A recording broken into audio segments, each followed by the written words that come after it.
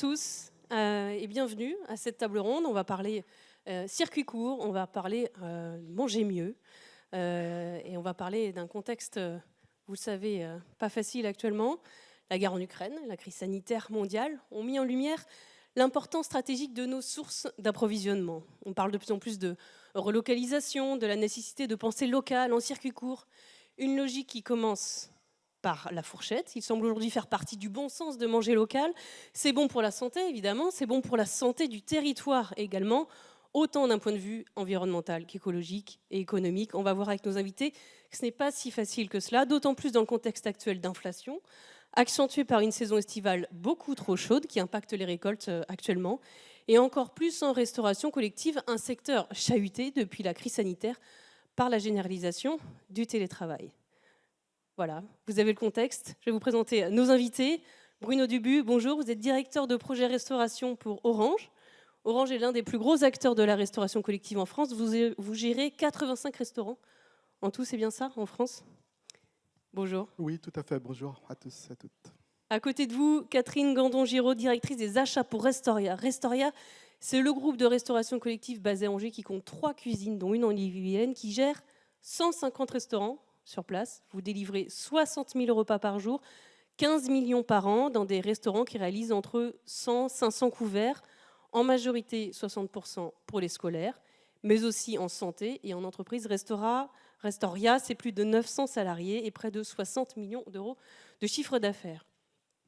Je pense que vous avez tout dit. Voilà, je vous resitue le contexte, comme on va rentrer dans le vif du sujet juste après. Tout au bout de la table, Yannick Nadessan, bonjour. Bonjour. Vous êtes conseiller métropolitain délégué à l'agriculture et à l'alimentation de Rennes Métropole. Vous êtes aussi l'initiateur du label local Terre de Source. Je ne sais pas si vous connaissez tous ce label qui a pris une nouvelle envergure il y a quelques mois. On en reparlera ensemble. Et puis Faustine Calvarin, bonjour. Bonjour à tous. Cofondatrice et responsable opérationnelle de Bisque. Bisque, c'est une start-up fondée en 2019, pas très loin d'ici, à Béton, qui vise à réduire le gaspillage alimentaire en distribuant les invendus des industriels en restauration collective. Vaste programme, on en reparlera tout à l'heure. Avant qu'on rentre vraiment dans le vif du sujet, je voulais qu'on reprécise les termes qu'on va utiliser. Quand on parle circuit court, on va se mettre d'accord sur la définition parce que c'est important. Il y a souvent un amalgame. On pense qu'on achète local et ce n'est pas forcément le cas en fait. Vous allez nous expliquer ça, Madame Catherine Gandin-Giraud. Il y a un amalgame, c'est pas quand on achète local, il faut préciser, c'est en approvisionnement local, il peut y avoir une confusion. Ce serait plus simple de parler d'approvisionnement local de proximité. La notion de circuit court, c'est finalement d'avoir un seul intermédiaire entre l'utilisateur et le vendeur du produit. Donc là, on n'est pas forcément sur l'approvisionnement de proximité. Et quand on parle restauration collective, on parle donc des cantines, des écoles, des facs, des restaurants d'entreprise aussi, ainsi que des hôpitaux, des EHPAD, ça fait du monde, hein, des prisons. La restauration collective, c'est en France environ un quart de toute la restauration hors domicile. Aujourd'hui, la restauration collective doit déjà répondre à des nouvelles exigences depuis la promulgation de la première loi Egalim en 2018. Donc depuis le 1er janvier de cette année, la restauration collective publique doit compter dans ses menus 50% de produits labellisés, dont 20% de produits bio. À partir de 2024, l'exigence montera d'un cran avec la loi climat et résilience. Il faudra proposer 60% de produits durables et de qualité pour les viandes et poissons. Pour la restauration collective de l'État, le taux est même porté à 100%. Quand on parle de produits durables et de qualité, ça signifie qu'ils peuvent être bio, mais aussi certifiés. Label rouge, AOP, IGP, produits fermiers. À noter qu'on parle de label, on parle de bio, mais on ne parle pas distinctement d'approvisionnement local. Voilà le contexte. Bruno Dubu, Orange va au-delà, je crois, de la loi Egalim. Racontez-nous, vous, comment ça se passe dans vos restaurants. Vous avez des exigences là-dessus déjà, sur les produits. Vous les respectez? Comment vous procédez? Oui, donc comme vous l'avez précisé, on gère 85 restaurants Orange qui sont exploités par 6 sociétés de restauration sur l'ensemble du territoire. Donc depuis 2015, dans nos accords cadres, dans nos contrats d'achat, on a des objectifs contractuels. Historiquement, 20% de produits bio, 30% de produits locaux. Donc là, ici, on est dans le fief de Bleu-Blanc-Cœur, donc 10% de produits bleu, blanc, cœur. Donc, il y a cet aspect contractuel. Et en 2018, on a essayé d'aller un petit peu plus loin, c'est-à-dire qu'on a lancé un projet Manger Bio local en entreprise, où là, finalement, on a souhaité, et ça va dans le sens de la loi climat et résilience, avoir un nouvel indicateur qui était 20% de produits bio et locaux. C'est bien de faire du bio, c'est bien de faire du local, mais finalement, la cible, c'est bien d'essayer de faire des produits bio et locaux. Et c'est facile de faire du local ? En fait, il y a deux choses. Là, je viens de vous parler de l'aspect contractuel. Après, il y a une dimension accompagnement des acteurs. Je pense que les collègues en parleront. Quand on veut mettre en place une filière, ça ne se fait pas du jour au lendemain. Et on est accompagné par la FNAB, la Fédération nationale de l'agriculture biologique, qui nous a aidés à mettre en place ces différentes filières. Et puis on travaille aussi avec des partenaires comme BIS, que je pense qu'on en parlera tout à l'heure. En fait, peut-être un petit point sur la restauration au niveau d'Orange. Donc la réglementation du travail prévoit que la restauration, ça soit une prérogative des partenaires sociaux. Et finalement, l'engagement d'Orange, il est aussi l'engagement des partenaires sociaux qui, dès les années 2015, on partage une vision commune. On voit qu'aujourd'hui, et dans notre contexte social, ce n'est pas forcément toujours facile de partager une vision commune entre les entreprises et les partenaires sociaux, mais que finalement, la restauration et la pause déjeuner, ça contribuait à la qualité de vie au travail des salariés. Et pour l'employeur, s'il y a performance sociale, il y aura certainement performance économique. Donc, ça ne veut pas forcément dire que c'est un long fleuve tranquille, les relations, mais finalement, il y a donc eu cet engagement très en amont et depuis 2015, une volonté en fait de proposer aux salariés une restauration de qualité, bonne pour la santé, bonne pour la planète. Oui, c'est une question comme quoi le circuit court devient un enjeu de santé aussi de QVT, même pour les salariés. Voilà. Oui, tout à fait. Voilà. Catherine Gandin-Giraud, l'entreprise à mission Restoria que vous représentez, est aussi très engagée dans l'approvisionnement local et bio. Racontez-nous, vous me racontiez quand on a préparé cette table ronde que vous étiez prêt à aller encore plus loin que ce que la loi exige, c'est ça ? Alors, avant la loi, on était déjà très engagés de par ce que vous dites, c'est l'attitude responsable de notre entreprise en termes de responsabilité sociétale. La loi nous a mis en ordre par rapport à tous les clients qui n'étaient pas forcément, eux, dans la même dynamique. On a pu, en fait, proposer à notre clientèle ce que la loi, finalement, exigeait. Et on a aussi des clients avec lesquels on arrive à embarquer une dynamique sociétale et locale qui va au-delà des exigences de la loi, où là, finalement, on fait du sur-mesure. On arrive à augmenter les compteurs, que ce soit de produits labellisés, de produits bio. Et on parle aujourd'hui des approvisionnements de proximité. Nous, on est convaincus, et on va le porter, que ça doit aussi être un curseur dans ce que la loi Egalim vise, puisqu'on parle beaucoup dans la loi Egalim de l'amélioration de la qualité de l'alimentation, c'est-à-dire qu'elle soit plus saine, qu'elle soit durable. Mais la loi Egalim aussi, elle porte le fait de mieux rémunérer le monde agricole et les agriculteurs qui nous nourrissent. Donc c'est aussi en travaillant sur... On a la chance d'être dans un bassin très pourvu en termes de denrées animales, végétales, légumineuses, etc. Et donc c'est important pour nous de travailler le plus localement possible aussi pour servir cette ambition de la loi.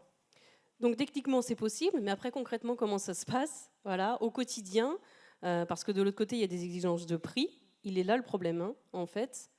Vous l'avez dit au début, le contexte il est vraiment complexe en ce moment puisque les pénuries de par les récoltes qui ne sont pas forcément là où on les attend, la guerre en Ukraine, l'inflation, l'énergie.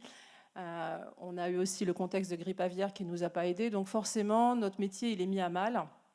Et trouver des optimisations, c'est-à-dire bouger nos lignes, et que nos clients aussi bougent leurs lignes, que nos organisations internes bougent leurs lignes pour faire que quelque chose qui n'était pas possible, par exemple, en termes d'adaptation par rapport aux contraintes du marché amont, qui lui a aussi ses spécificités, c'est plus compliqué en ce moment pour nous. Ce serait pas transparent aujourd'hui de ma part de vous dire qu'on est dans une dynamique la plus à l'aise possible. On est forcément contraint par ce monde actuel qui nous oblige aussi à assurer la pérennité de notre entreprise. Vous parliez tout à l'heure de plus de 900 collaborateurs.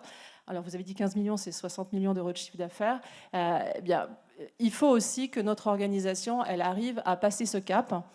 Donc moi, en tant que directrice des achats, clairement, mes marges de manœuvre, elles sont plus complexes pour accompagner le territoire qu'elles ne l'étaient il y a 3 ans.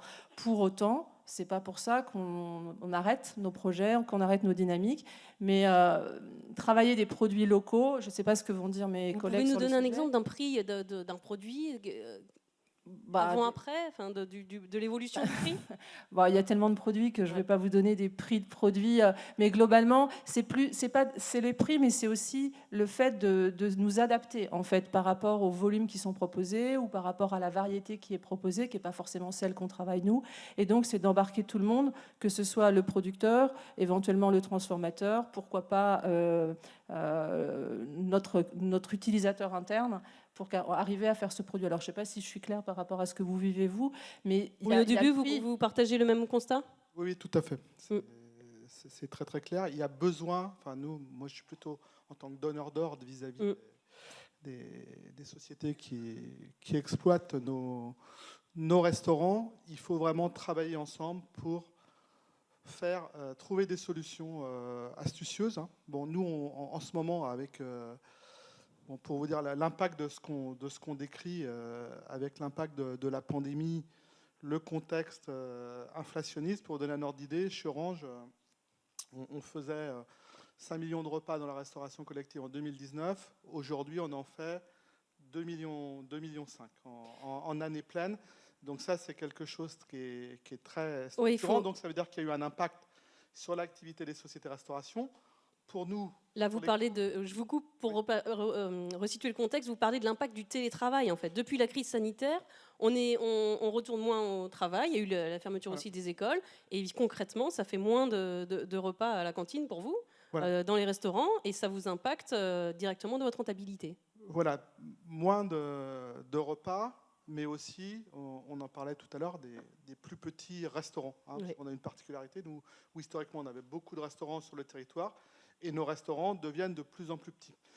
Et aujourd'hui, effectivement, on a eu un peu les situations qui sont revenues vers nous en disant il y a un contexte inflationniste, on a de moins en moins de repas, il faut qu'on travaille ensemble pour trouver des solutions. Et finalement, on travaille sur l'évolution de notre offre, hein, puisque faire du bio et du local, des produits de qualité, ça veut aussi dire travailler avec les acteurs sur une évolution de l'offre.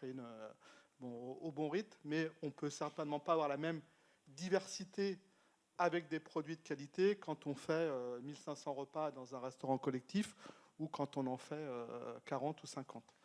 C'est-à-dire, alors concrètement, moi je ne me rends pas compte, qu'est-ce que vous allez devoir éliminer de l'assiette?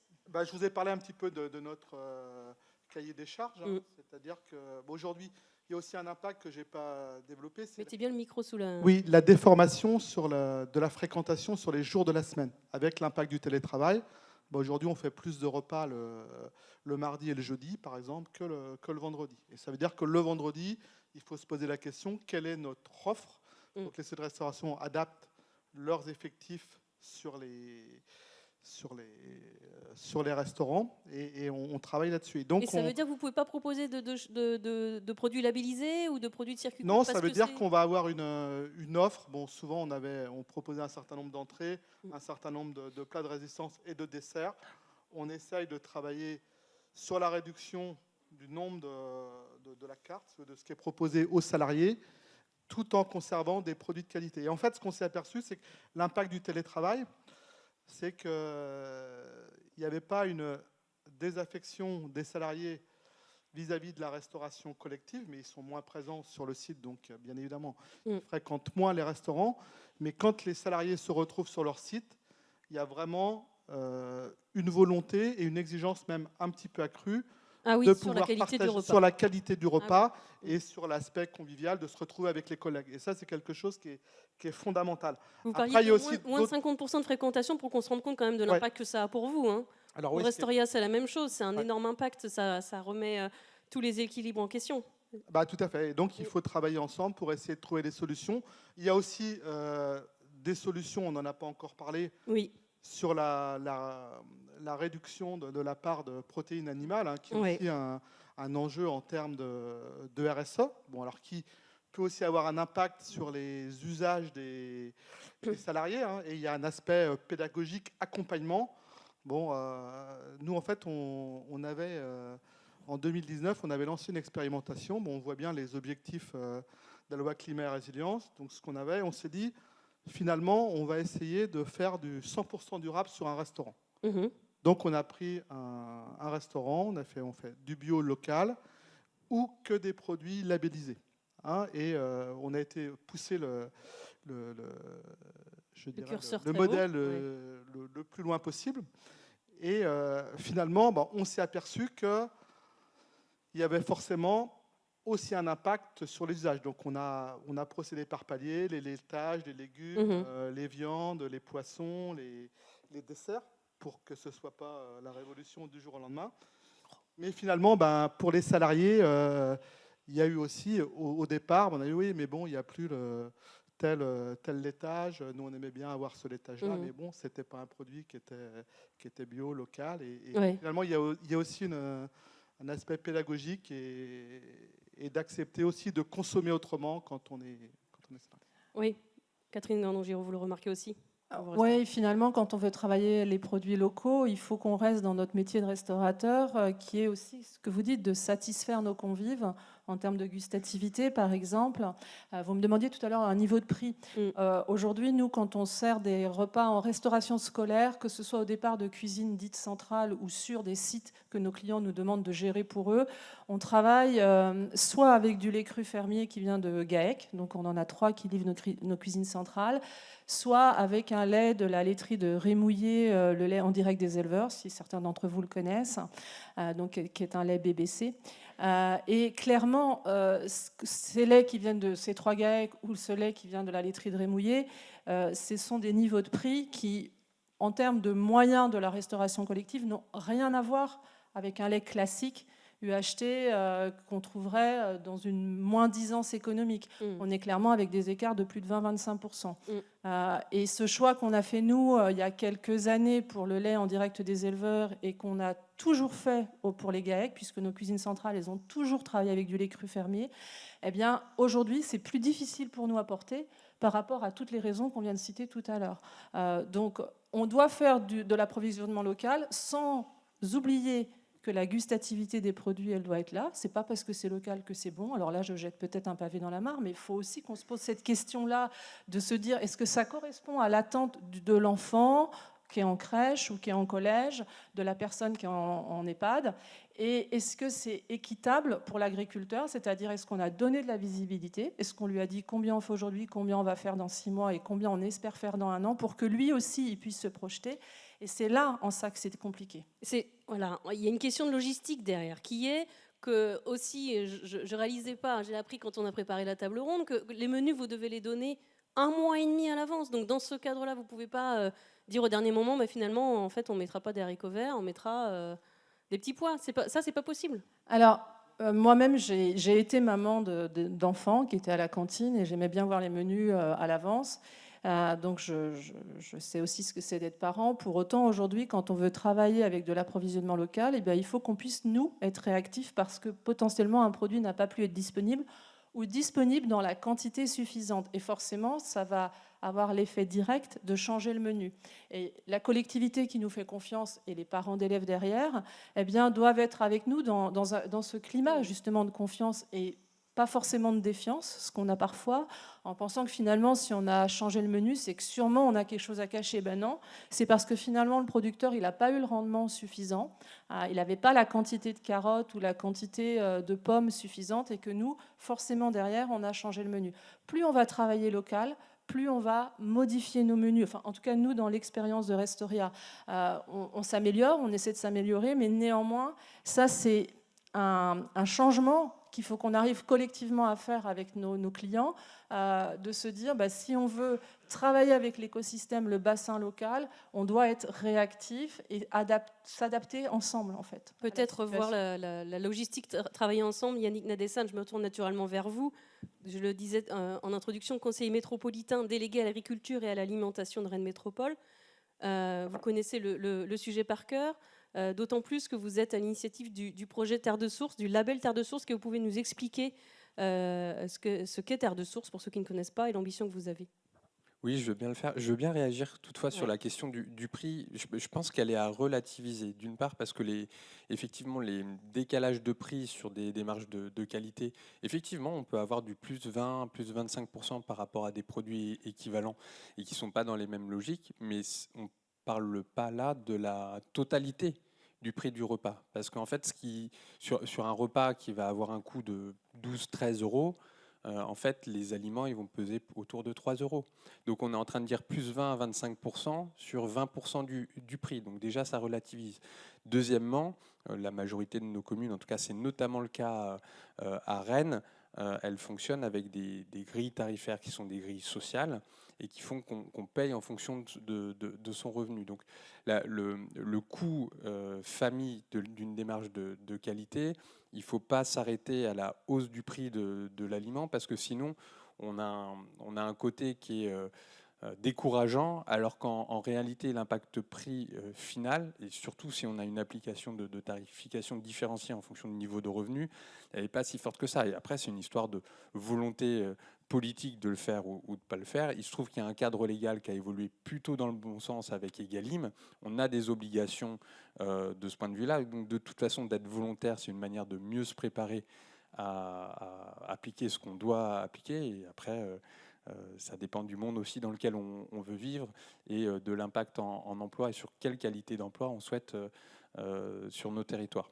Et c'est justement, pour revenir à votre question, ce qui nous a guidés pour la réalisation de Terre de Source. On a une spécificité quand même dans notre territoire. C'est qu'on est en Ille-et-Vilaine, sur un des départements les plus agricoles de France, premier département laitier de France, dans une des régions les plus agricoles du monde. Et avec l'aire urbaine de Rennes, on a le 10e bassin de consommation alimentaire en France. C'est-à-dire qu'on a la capacité à avoir une maîtrise de la fourche à la fourchette, comme on dit, mais en tout cas de l'ensemble de la production jusqu'à la consommation sur un certain nombre de produits, et donc d'avoir un effet levier sur notre agriculture à partir du levier consommation. Et nous, c'est ce qu'on a voulu faire avec Terre de Source, qui est une démarche qui est partie de la volonté de protéger la qualité de l'eau. L'eau que l'on produit qui arrive au robinet pour l'eau potable, elle est très majoritairement dans des terres agricoles. Elle est impactée par des pollutions qui sont d'origine agricole. Et nous, ce qu'on a voulu faire, c'est une démarche d'accompagnement, démarche de progrès auprès des agriculteurs pour qu'ils puissent faire évoluer leur système d'exploitation vers quelque chose qui est plus vertueux, avoir une valorisation économique de leur production par la consommation locale et avoir un label identifié par le consommateur citoyen pour qu'il soit au courant de cette démarche et pour qu'il puisse l'appuyer. Idée née il y a 10 ans, c'est ça, et là, il y a quelques mois, vous êtes passé au niveau supérieur en devenant une SIC, donc en passant du statut associatif, c'est ça, à société, ce qui vous permet de répondre à des appels d'offres, d'avoir plus de débouchés, c'est ça? En fait, au départ, donc, c'est une démarche qui est sur la qualité de l'eau. Donc, c'est la collectivité eau du bassin rennais qui s'occupe de la production, de la distribution de l'eau et donc de la protection de l'eau sur les bassins versants pour l'eau potable, qui en avait la responsabilité toute seule. Mais on est sur un objet qui est partagé. Et pour qu'il soit partagé, il a fallu d'abord le développer. Donc, on est parti d'une démarche de conviction, de travail en commun avec les élus locaux, avec les agriculteurs, avec des scientifiques, avec des associations pour trouver un terrain d'entente sur des critères d'abord, des critères d'entrée, des critères d'évolution, je sais pas, on rentrera peut-être dans le détail ensuite, et voir comment est-ce que tout ce monde-là pouvait fonctionner ensemble, sachant qu'on part d'une économie qui est avant tout une économie d'exportation, de circuits longs, et dont la logique n'est pas d'être en circuit court et en circuit local. Donc il y a aussi une évolution culturelle de ce point de vue-là qui n'était pas si évidente.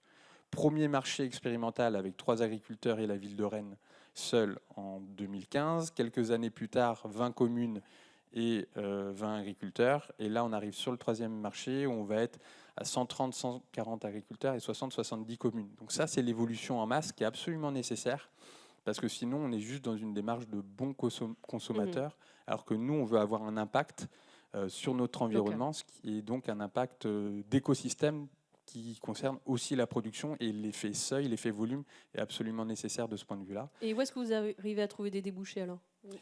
Dans la restauration, donc les cantines, les crèches, les EHPAD de nos communes. Mais en fait, on est allé plus loin que ça, puisque maintenant on est dans plusieurs dizaines de magasins dans les rayons, donc aussi sur les marchés privés, dans les restaurants. Et donc cette démarche, elle est d'autant plus importante que, comme ça a été indiqué, on a des marchés qui sont fluctuants, ce qui était vrai sur la restauration collective, sur son poids dans le marché de la consommation a pu évoluer, etc. Donc, comme on dit, il ne faut pas mettre tous ses œufs dans le même panier. Et c'est aussi la démarche qu'on a auprès des agriculteurs, de pouvoir varier les risques et avoir des débouchés qui sont différents pour pouvoir être sur une démarche durable de ce point de vue également. Ce que j'entends en filigrane aussi, c'est que c'est pas facile, c'est un long chemin. L'association est née il y a 10 ans. Là, vous commencez à accélérer, mais qu'est-ce qui est si difficile que ça? C'est la culture. On n'a pas finalement... On se dit, c'est quand même du bon sens. Localement, on va manger ce qu'il y a dans notre jardin. Et pourtant, non, c'est pas si facile que ça d'organiser la logistique. Parce que le système économique et le cadre législatif et réglementaire n'est pas forcément fait pour le bon sens. Je donne un exemple, les marchés publics. Tout le monde aujourd'hui considère que le local peut avoir un effet levier extrêmement important sur les démarches environnementales, notamment sur l'emploi local. Les marchés publics, ils interdisent le localisme au nom de la concurrence libre et non faussée. Donc notre premier défi a été de trouver un truchement juridique pour pouvoir faire en sorte qu'on puisse rapprocher consommation locale et production locale. Et donc ça n'a pas été évident. On a fini par trouver la solution. Et le paradoxe absolu, c'est qu'on a été reconnu par l'État comme une démarche d'innovation pour l'économie locale dans le cadre de France 2030. Et dans le même temps, c'est le même État qui, d'un point de vue juridique, se met des bâtons dans les roues pour favoriser ce type de démarche. Donc voilà, un exemple, on n'est pas toujours aidé, donc ça demande de faire de l'innovation parfois pour contourner un peu le système pour qu'il fonctionne mieux. Mais et la question du prix dont on parlait là, est-ce que aujourd'hui c'est une barrière? Parce que j'imagine que il faut rémunérer les agriculteurs. On en revient à cette question très importante, parce que on se disait en préparant cette table ronde aussi, est-ce qu'on a vraiment une réelle idée du vrai prix d'une alimentation saine, locale? C'est toute la question des prestations de services environnementales. D'où, dans le cadre des marchés publics, oui, ça a une limite, puisque à ce stade-là, ce qu'on peut faire, c'est effectivement développer notre démarche, qu'on a appuyé sur le fait qu'on ne payait pas des aliments, mais une démarche pour protéger notre environnement local. Donc, vous voyez la logique. Et donc, comme c'est cette logique-là et qu'elle n'est pas dans une démarche directement économique, elle ne peut pas concerner la majorité de nos produits. Donc, il y a un effet volume qui est limité sur la restauration collective par la réglementation. Mais le fait de montrer que ça a du sens et que ça marche pèse aussi sur le fait qu'on puisse faire évoluer la législation, la réglementation, et on est régulièrement invité auprès des ministères, et on a notamment travaillé sur Egalim dans ce sens-là.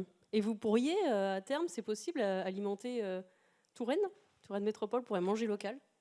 Alors, quand on est parti au début, on avait 3 agriculteurs, on en avait 2 qui étaient des producteurs de porc et une qui faisait des produits laitiers. C'est logique, c'est l'agriculture très majoritaire dans notre région. Aujourd'hui, comme on est allé plus loin et qu'on est sur les aspects production, on a développé des filières. Des filières qui prennent en compte la question de l'adaptation au changement climatique, de produits qui diversifient les productions, favorisent les rotations pour avoir un meilleur impact environnemental. La fameuse agriculture régénérative, c'est ça? La rotation, c'est de l'agronomie en fait, au bout du compte, et c'est comment est-ce qu'on utilise les sols, mais sauf que l'hyperspécialisation nous a fait reculer de ce point de vue. Donc on réintroduit ça. Je peux prendre l'exemple du sarrasin. Le sarrasin, les galettes de blé noir, produit bien connu chez nous, n'empêche qu'à 80%, c'est produit en Europe centrale, en Europe de l'Est ou en Chine.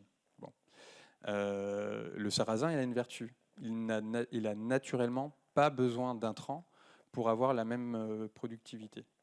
Donc c'est une plante qui est très intéressante. Et ben, on a développé une filière de sarrasin avec des agriculteurs qui font une nouvelle production qui est très intéressante, avec des meuniers, donc avec des moulins qui font de la transformation, avec des industriels qui font de la galette préparée, avec des crêperies et des magasins qui sont des débouchés économiques. On a la même chose pour le blé, farine et pain, etc., etc. Donc on a diversifié les filières. Légumineuses aussi, vous me disiez? Les légumineuses qui ont un effet très important. On parlait de protéines animales, il y a toutes les alternatives à travailler qui ont aussi un impact à l'international sur la question de la déforestation et du dérèglement climatique. Donc on travaille toutes ces questions-là à partir des productions et de la consommation locale avec Terre de Source. Bruno Dubu, Catherine Gandon-Giraud, ça vous donne envie? Vous auriez envie de travailler avec Terre de Source? Alors, c'est déjà entamé en pourparlers, avec Terre de Source, notamment avec Restoria. Mais je rebondis sur ce que disait monsieur. En fait, finalement, c'est la notion de prix et de coût. Est-ce qu'on regarde le prix d'un kilo de carottes ou de pommes ou de sarrasin, ou est-ce qu'on se dit, qu'est-ce que ça vaut de faire travailler les acteurs locaux du territoire? Qu'est-ce que ça vaut d'être indépendant, d'avoir notre fameuse souveraineté alimentaire? Qu'est-ce que ça vaut de partager ensemble une belle expérience, parce que c'est quand même plus sympa que d'importer un produit qui vient d'Europe centrale. Voilà, c'est tout ça qu'il faut qu'on arrive à faire ensemble, parce qu'aujourd'hui, la chaîne de valeur globale, j'entends du producteur à celui qui va consommer le repas, l'enfant, la personne âgée, vous en restaurant d'entreprise, eh bien, elle n'a pas forcément pris toute sa part ou toute sa conscience de ça, et c'est ça qui nous manque tous collectivement, parce que si ça c'est fait, il n'y a aucun souci, hein, on peut déployer, on peut y aller. Comme disait monsieur, on a la chance extraordinaire d'être dans une région, Bretagne, mais aussi Pays de la Loire à côté, qui est vraiment pourvue. Voilà, ça remet le vrai débat, c'est quel est le vrai prix de l'alimentation? Est-ce qu'on n'a pas une idée fausse aujourd'hui, faussée par la grande distribution? Aujourd'hui, les habitudes qu'on a prises depuis des années, on se pose en ce moment même cette même question sur l'énergie. Il faut aussi se la poser sur l'alimentation de manière collective, en fait. Et arrêter aussi de penser que le local, c'est forcément moins cher. C'est peut-être plus cher, mais il y a une bonne raison. C'est que ça rémunère aussi des agriculteurs et toute une économie locale. Faustine Calvarin, vous connaissez par cœur ce sujet de la chaîne des valeurs. Vous êtes cofondatrice et responsable opérationnelle de BISC. BISC, start-up fondée en 2019 à Béton, qui vise à réduire le gaspillage alimentaire en intervenant en amont auprès des industriels pour distribuer les invendus en restauration collective. J'ai simplifié, mais expliquez-nous avec vos mots ce que vous faites.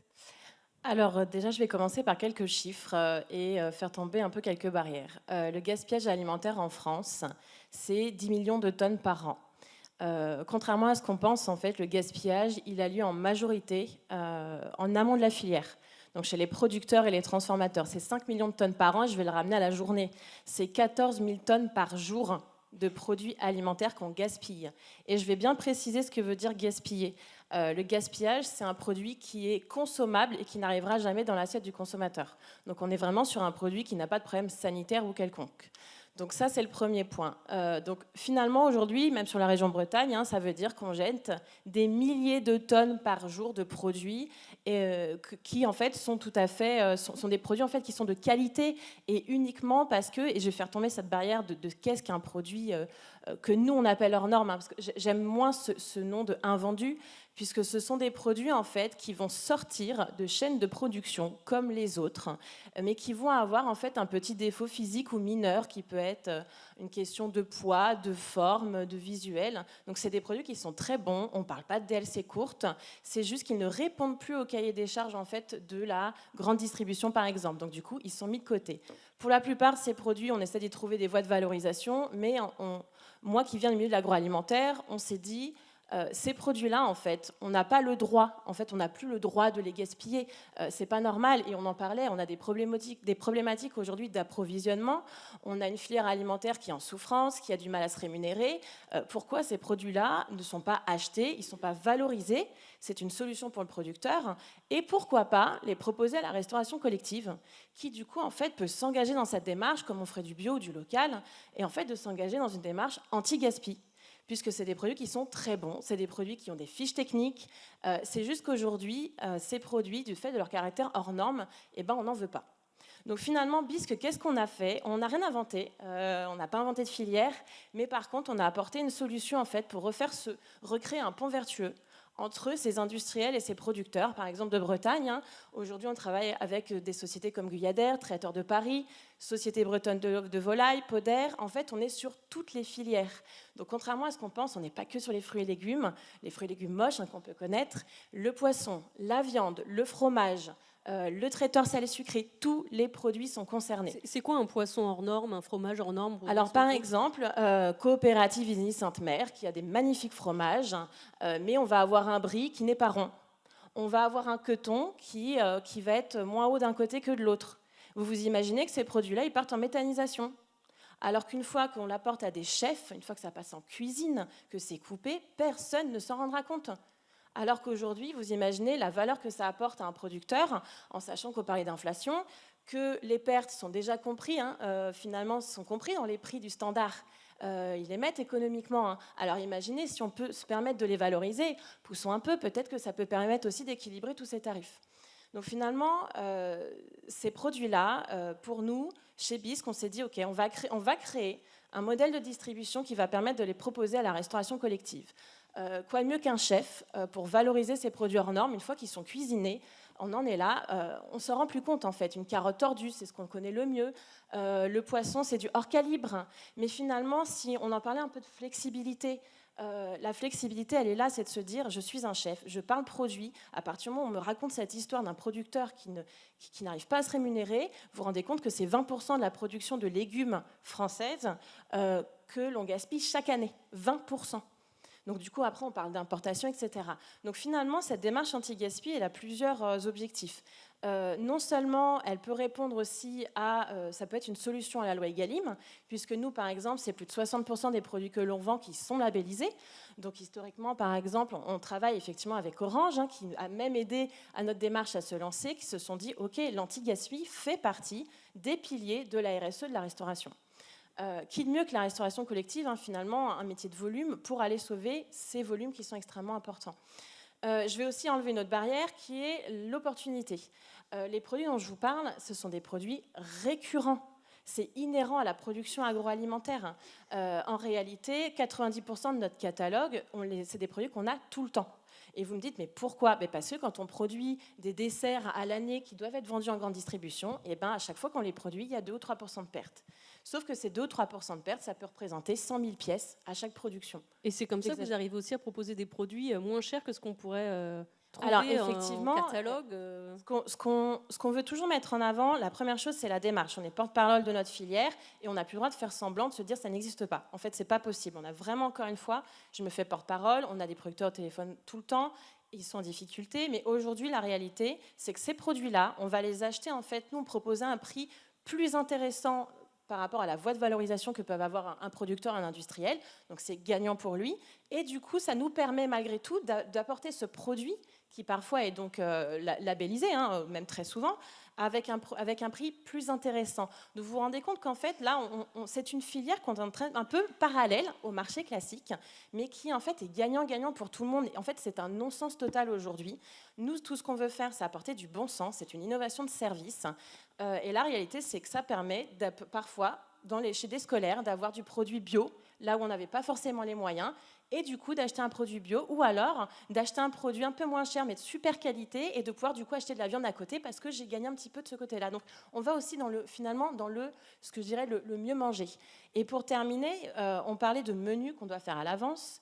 Aujourd'hui, on travaille autant avec des scolaires que des entreprises, que des ministères, que dans le médico-social. On a un groupe de maisons de retraite qui fait ses menus 3 mois à l'avance, qui intègre nos produits 3 mois à l'avance parce qu'on sait ce qui va être jeté, ce qui nous permet de dire aux producteurs ne les jetez pas, on va les valoriser en cuisine. Et eux, ils ont une vraie démarche en fait anti-gaspi RSE qui ne change pas du tout leur quotidien. Mais en fait, avec ce groupe, on se dit on nourrit nos aînés pour l'avenir en fait de notre filière agroalimentaire. L'enjeu pour vous, là, en ce moment, c'est de grandir, de construire aussi une nouvelle logistique. Vous me disiez que vous n'êtes pas présente qu'en Bretagne, vous êtes aussi en train de vous développer vers Lyon, il me semble. C'est ça. L'enjeu derrière, c'est pour proposer tout ça, c'est d'avoir un entrepôt, de proposer concrètement d'avoir une logistique, c'est ça? Il y a encore tout à construire. Hein. Tout à fait. En fait, aujourd'hui, ce qu'on a remarqué, c'est que quand on a démarré avec mon associé, on s'est dit on va faire une plateforme de mise en relation. C'est pas vrai, ça ne marche pas. Les producteurs, ils veulent une solution immédiate où on leur achète le volume qui est en stock, parce qu'aujourd'hui, vous l'avez vu avec l'augmentation énergétique, quand on a 150 palettes d'un produit en stockage, par exemple, frais, et qu'en fait, on ne peut même plus produire parce qu'on n'a pas la place de sortir les nouveaux produits, qu'est-ce qu'on fait? Et c'est exactement ce qui se passe. C'est pour ça qu'en fait, les chiffres, aujourd'hui, on ne se rend pas compte, mais c'est vraiment alarmant. Donc, ce qui se passe aujourd'hui, c'est que nous, on a créé vraiment toute une logistique. On a des entrepôts qui nous permettent d'acheter en volume ces produits-là, de les stocker, et ensuite de proposer donc ce catalogue complet et de préparer des commandes pour les chefs composés de poissons, de viande, de fruits et légumes, de fromage anti-gaspi et de les livrer directement à la porte du restaurant. Et donc Bisque, aujourd'hui, c'est une petite entreprise, si je peux mettre petite entre guillemets, qui est en train de se déployer. On est aujourd'hui sur plusieurs régions et d'ici quelques mois, d'ici 18 mois, en fait, on sera capable de se positionner sur le territoire national. Et pourquoi? Et je vais répondre encore à un dernier point. On parlait de local. Quoi de mieux, en fait, que d'aller sauver ces produits quand vous avez un fournisseur, un industriel en Bretagne? Quoi de mieux que d'aller, en fait, proposer ces produits à une société de restauration collective en Bretagne? Donc, typiquement, c'est vrai, on est également aujourd'hui en discussion avec Restoria pour engager, en fait, cette démarche anti-gaspi dans leur restaurant. Catherine Gandon-Giraud, je voyais que vous acquiescez. Je ne peux qu'acquiescer, effectivement. Là aussi, vous parliez d'un catalogue permanent, mais quand bien même le catalogue proposerait... Enfin, en tout cas, on aurait une opportunité sur un produit qui ne serait pas au catalogue. Nous, on a eu le cas, il y a 15 jours, d'un de nos fournisseurs qui avait un stock à dégager pour lui parce qu'il avait eu une commande qui n'avait pas été prise par un de ses très gros clients. Et toute l'astuce pour nous, c'est d'arriver aussi à ce que nos chefs puissent naturellement, très rapidement, parce que tout ça, on parle de choses qui des fois sont à l'heure. On a 3 heures pour réagir et la DLC du produit, éventuellement, elle a que 2 jours. Et que notre chef puisse le proposer sans que son client lui dise... Ah non, mais attendez, on a déjà changé la semaine dernière le menu parce qu'il n'y avait pas les pommes. Là, vous me rechangez le menu. Enfin, parce que, clairement, il y a un intérêt pour le producteur qui avait son produit à dégager, alors que le produit en lui-même est complètement sain, voire même, comme vous le disiez, parfois une montée en gamme du produit. C'est le cas auquel je pense qui nous est arrivé il y a quelques jours. Bruno Dubuis, ça vous parle aussi, puisque oui, vous travaillez. Je ne peux qu'acquiescer, moi. Oui. Donc, il y a des solutions. Voilà. Il existe des solutions comme celle de Bisque. On voit que Terre de Source aussi monte en puissance. Et alors, on va devoir clôturer cette table ronde, mais donnez-nous un peu d'espoir. Il en existe d'autres, des solutions, des initiatives comme ça, localement ou ailleurs en France, pour évolutionner un peu la restauration collective et mettre un peu plus de local et de sens là-dedans, au menu. Ouais, je crois que ce qu'on a pu voir dans les échanges de cette table ronde, c'est que finalement, pour réussir la transition écologique dans le domaine de la restauration, il n'y a pas une solution, mais effectivement, comme le disait le collègue, il faut qu'on raisonne sur l'accompagnement et les changements des mentalités des acteurs de la fourche à la fourchette. Et ça, c'est vraiment important. Et je pense que sur chaque au niveau de chaque acteur de la chaîne, on peut avoir des initiatives qui sont vertueuses et intéressantes. Il y a un point dont on n'a pas forcément beaucoup parlé, c'est aussi, la France, c'est le pays de la gastronomie, et on avait plutôt tendance, nos chefs étaient plutôt formés avec un plat qui se construit autour d'une viande et autour d'un poisson. Et oui, il va falloir revoir les choses. Les chefs aujourd'hui, ça veut dire que il faut aussi faire évoluer la formation des chefs cuisiniers qui, quand on leur a parlé de réduire la proportion de protéines animales, de plats flexitariens, au départ, commençaient à nous regarder avec des gros yeux. Et oui, il y a un état d'esprit à faire. De sublimer les produits, les légumineuses, d'apprendre autrement. Et je pense que c'est vraiment l'affaire de tous. Et échanger aussi. Et on le voit qu'il y a un faisceau d'initiatives qui sont vertueuses. Après, il faut qu'on souhaite tous s'engager. Alors, et je pense que je parle à l'ensemble des acteurs de la salle, quoi. Ouais. Merci, c'était le mot de la fin. Merci à tous d'être venus à cette table ronde. Merci à tous de nous avoir écoutés. Social Change, c'est pas terminé. À 14h, ici même, vous retrouverez la plénière avec Fabrice Bonifay, directeur développement durable du groupe Bouygues et président de C3D. À 15h, un témoignage de Mathieu Lahaye, DG, directeur général du transporteur Lahaye Global Logistique. Et puis à 16h15, une table ronde à nouveau. On parlera sobriété énergétique. Vaste programme également. Merci à tous. Bonne journée.